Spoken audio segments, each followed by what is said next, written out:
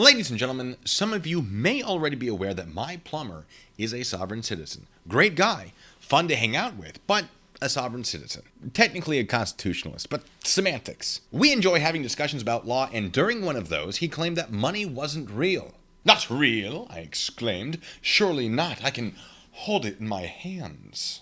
"But it has no real value," said he. "But I just purchased a loaf of bread from the grocer. Surely that bread has value equivalent to the money exchanged for it." "Ah, but it's unconstitutional."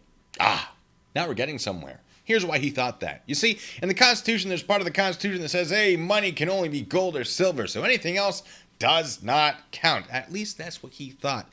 Let's break that down. In the United States Constitution, under Article 1, Section 8, the following is written: Congress shall have power to lay and collect taxes, duties, imposts, and excises, to pay the debts and provide for the common defense and general welfare of the United States.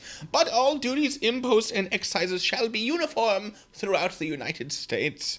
Oh, look at that. Federal taxes are constitutional. State taxes too, but that's a topic for a different video. What else does Congress have the power to do? To coin money, regulate the value thereof and of foreign coin, and fix the standard of weights and measures. To make all laws which shall be necessary and proper for carrying into execution the foregoing powers, and all other powers vested by the Constitution in the government of the United States, or in any department of office thereof. Okay, so Congress can coin money and regulate it, can establish a federal tax, and can create laws to make these things happen. Interesting. I only draw attention to it because when the sovereign citizens inevitably find this video, they're going to completely ignore this. And it's easier to type a timestamp than it is to type what I've just said. Now, while we're at it, sovereign citizens, come here. A little bit closer. Oh, a little bit. Okay, right there. Perfect. I didn't name you.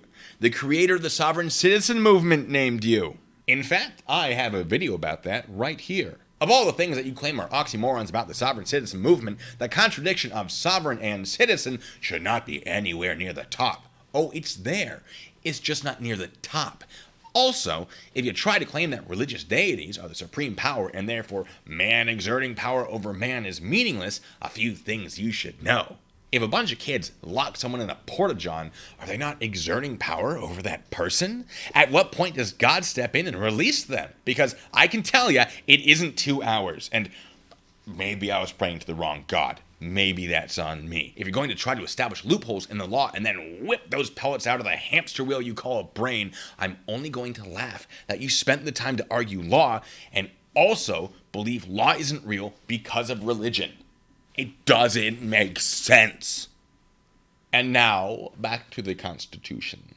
No state shall enter into any treaty, alliance, or confederation, grant letters of marque and reprisal, coin money, emit bills of credit, make anything but gold and silver coin a tender in payment of debts, pass any bill or attainder, ex post facto, law or law impairing the obligation of contracts, or grant any title of nobility. Oh, very interesting. This is actually the exact part that my plumber is referencing. Except, problem, can anyone point out states that make state money? For example, if I went to Arizona, would I have to use an Arizona state dollar whose value is determined by the state of Arizona? No, of course I wouldn't, because the federal government prints the money. They're the ones that are allowed to print money for the Constitution. The states are not, unless that money is gold or silver, valued at the market value of the gold or silver it is made of. And don't you be bringing up those state quarters, because that's also minted by the federal government. They are federal quarters with state designs on them. That's it. The federal... You know why it doesn't... Just no. No. So, to make a long story short, is money unconstitutional? No, because it comes from the Federal Reserve, as allowed by the Constitution, not a state reserve. That's all I have for today. But there's plenty more sovereign citizen nonsense to go over in the future. If you want to see more, be sure to gently caress that like button. Subscribe for more of my nonsense, and until the next time, be good, stay safe.